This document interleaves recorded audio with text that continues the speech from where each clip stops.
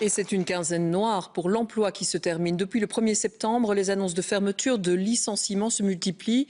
Il y a le contexte économique, moins bon que prévu, mais d'autres raisons expliquent ces décisions. Jean-François Noulet. L'annonce de la fermeture de Caterpillar a inauguré une série noire pour l'emploi en Belgique.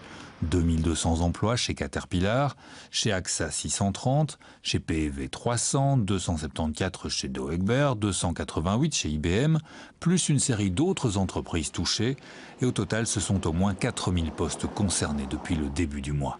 Chaque secteur d'activité a des raisons qui lui sont propres pour restructurer, mais globalement, derrière ces annonces, on trouve un contexte économique moins bon qu'espéré. C'est une croissance qui est molle et qui est perçue comme durablement molle. Si vous avez un creux dans l'activité et que vous dites que ça va rebondir, vous ne licenciez pas parce que vous perdez de la compétence, de l'expertise. Si vous dites que ça va être durablement plus difficile, à ce moment-là, vous pensez à des plans de restructuration. On vit maintenant un choc de crise économique, c'est-à-dire qu'on a cru de manière un peu naïve qu'on allait surmonter cette crise malgré l'austérité, malgré une monnaie qui a été pendant trop longtemps trop forte de manière assez anodine, mais on sait qu'un taux de croissance de 1,2% est insuffisant pour assurer des gains d'emploi. Le coût salarial, le dialogue social difficile sont aussi des raisons avancées, tout comme le fait que pour beaucoup d'entreprises, c'est à l'étranger que tout se décide.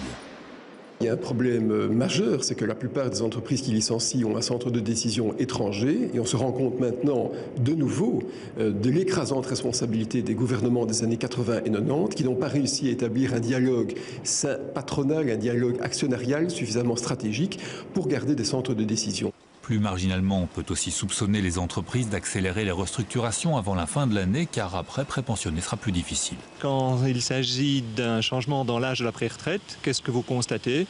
Eh bien, c'est qu'un certain nombre d'entreprises, mais aussi avec l'idée d'avoir ainsi le soutien des organisations syndicales, se précipitent de profiter de conditions qui restent plus avantageuses que ce qu'elles ne seront.